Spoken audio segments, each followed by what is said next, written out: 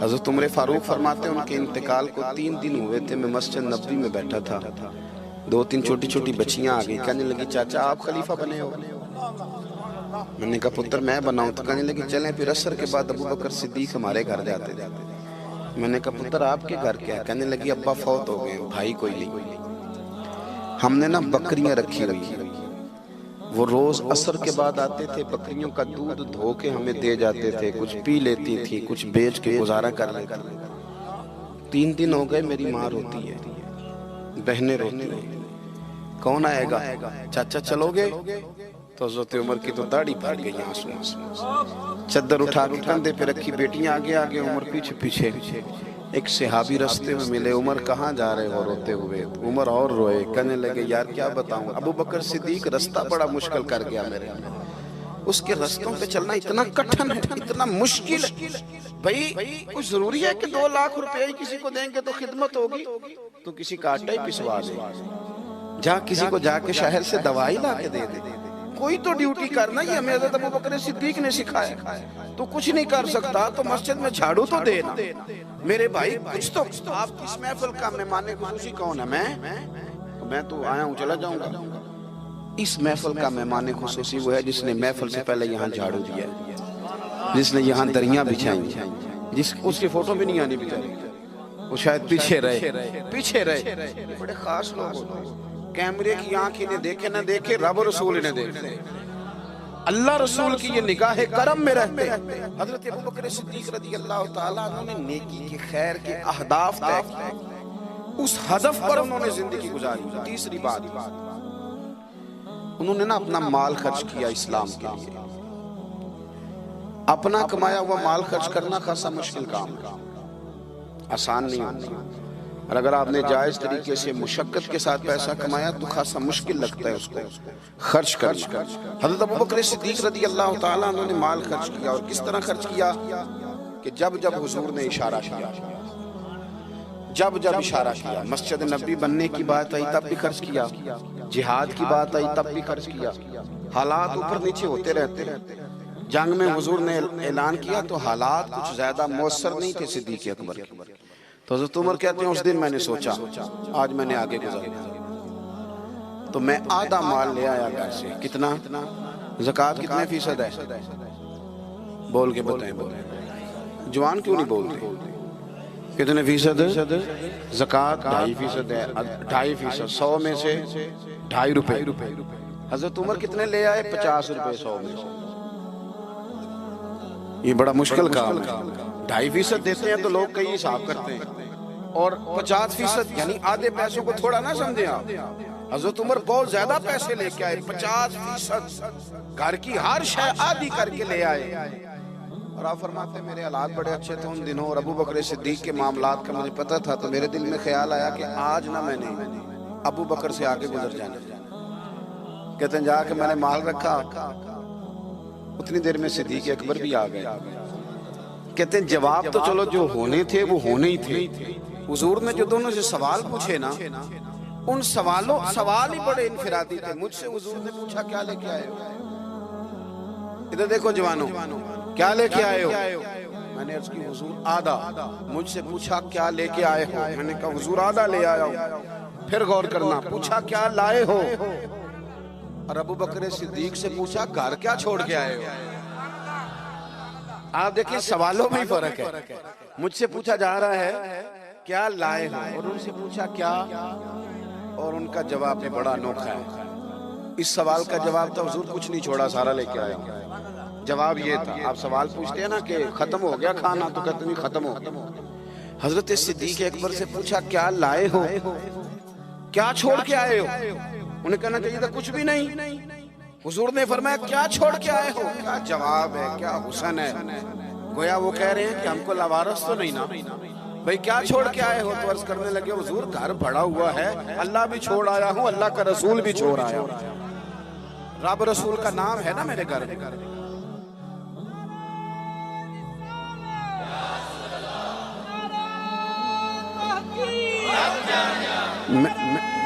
سنے فرماتے میں نا اللہ اور اس کے رسول، او بھائی ہمارے گھروں میں سارا کچھ ہے آج کل، اللہ رسول کا نام نہیں،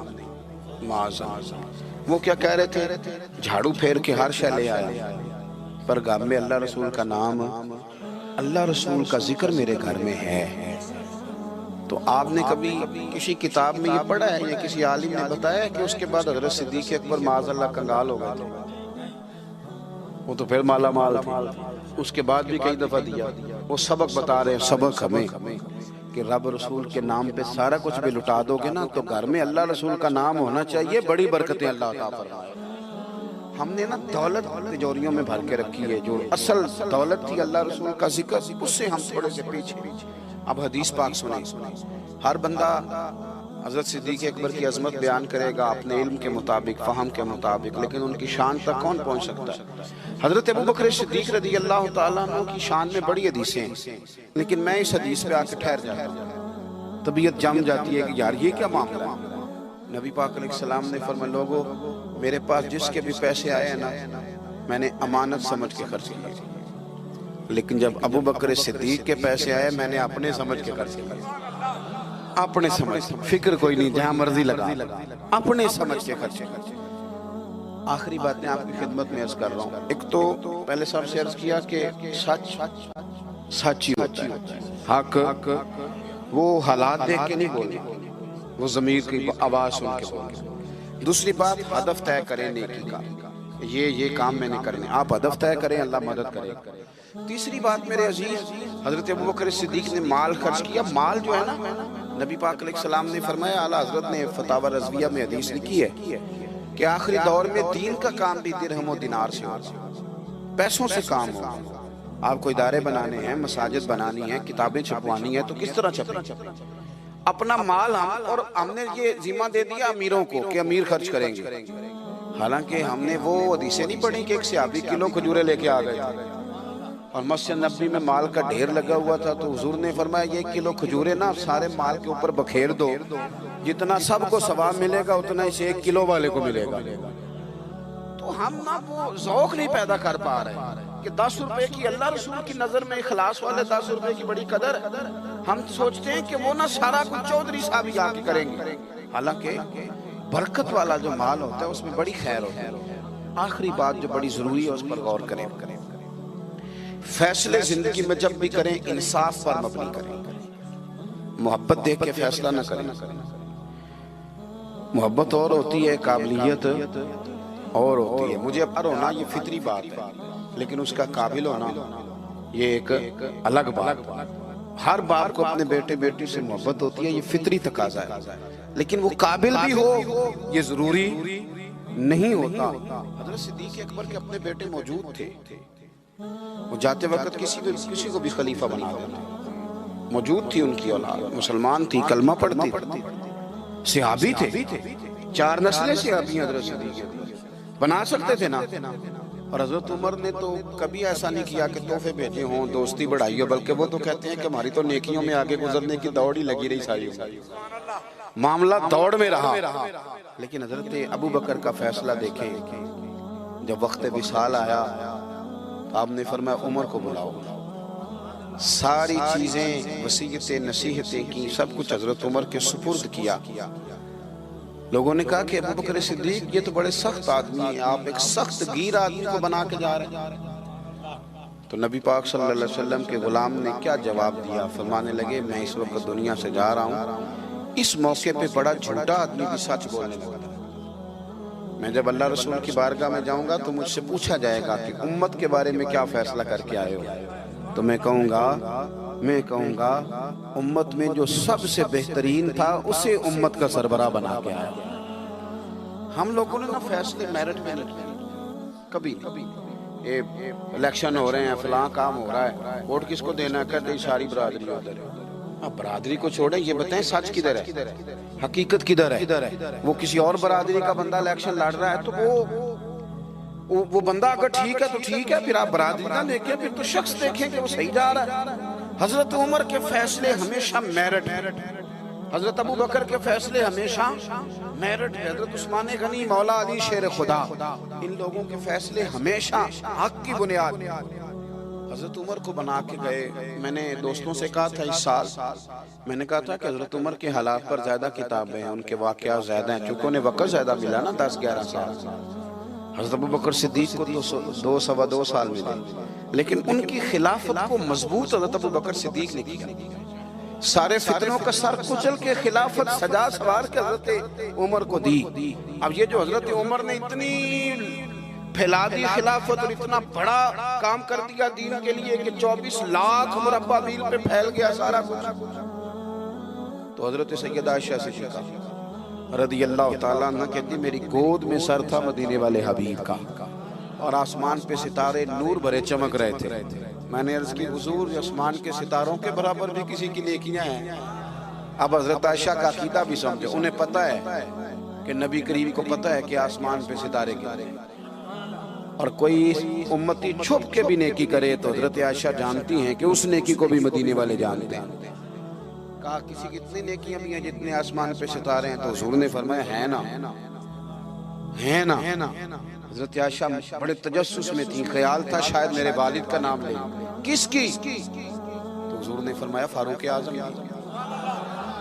بیٹیوں کا باپ سے پیار, تو کہتے میں نے فوراً عرض کی حضور میرے والد کا کیا حال ہے, ان کا بھی تو عالم بتائیں نا. تو نبی پاک نے فرمایا عائشہ عمر کی زندگی بھر کی نیکیاں ہوں تو ابو بکر کی ایک نیکی کا مقابلہ نہیں کرتی. اب بات کو سمجھے کہ کتنا مضبوط ہے وہ شخص, کتنا مضبوط ہے کہ حضرت فاروق اعظم رضی اللہ تعالیٰ عنہ کے خیر کے کاموں میں بھی درجہ جناب صدیق اکبر کا زیادہ ہے. ہدف طے کریں, مہربانی کریں زندگی کو ضائع نہ کریں. لمحات بڑے ضائع ہو گئے, اور ثابت کرنے کی بھی کوشش نہ کریں کہ ہم صحیح چل رہے ہیں. آپ چلتے رہیں, وقت خود بخود ثابت کر دے گا. وقت ثابت کر دیا کرتا ہے کہ جناب یوسف بے گناہ بھی ہیں اور سچے بھی ہیں, اور وقت ثابت کر دیا کرتا ہے کہ وہ مصر کے جیل خانے کے نہیں مصر کے تخت کے وارث ہیں. تو آپ کام کریں, کوشش کریں, دین کے لیے آگے بڑھیں. آپ لوگوں کی فلاح کے لیے, وطن کی فلاح کے لیے حضرت صدیق اکبر رضی اللہ تعالیٰ عنہ نے ہمیں کہا کہ ڈھونڈ کے نیکی کرو, جو تم سے ممکن ہو سکے وہ خیر کا کام کرو. دعا کرتا ہوں جو میں نے کہا ہے اللہ اسے قبول فرمائے. آپ لوگ بیٹھے جی, کس نے اٹھایا؟ تشریف رکھیے. اور جہاں ہم گفتگو کے دوران بھول گئے اللہ ہمیں معاف کرے. محفلیں ہوتی ہیں نظریات کی, سرکار کے نام کی, شخصیات کی نہیں ہوتی. یہ محفل میرے نام کی نہیں, حضرت صدیق اکبر کے نام کی نہیں. تو میں نے جیسے عرض کیا کہ مسافر ہیں. اور اگر آپ نے ابھی تک ہمارا چینل سبسکرائب نہیں کیا تو فوراً سبسکرائب کیجئے, ساتھ ہی بیل آئیکن پر کلک کریں تاکہ مزید آنے والی ویڈیو ہیں وہ آپ کو وقت پر ملتی رہیں. اللہ حافظ.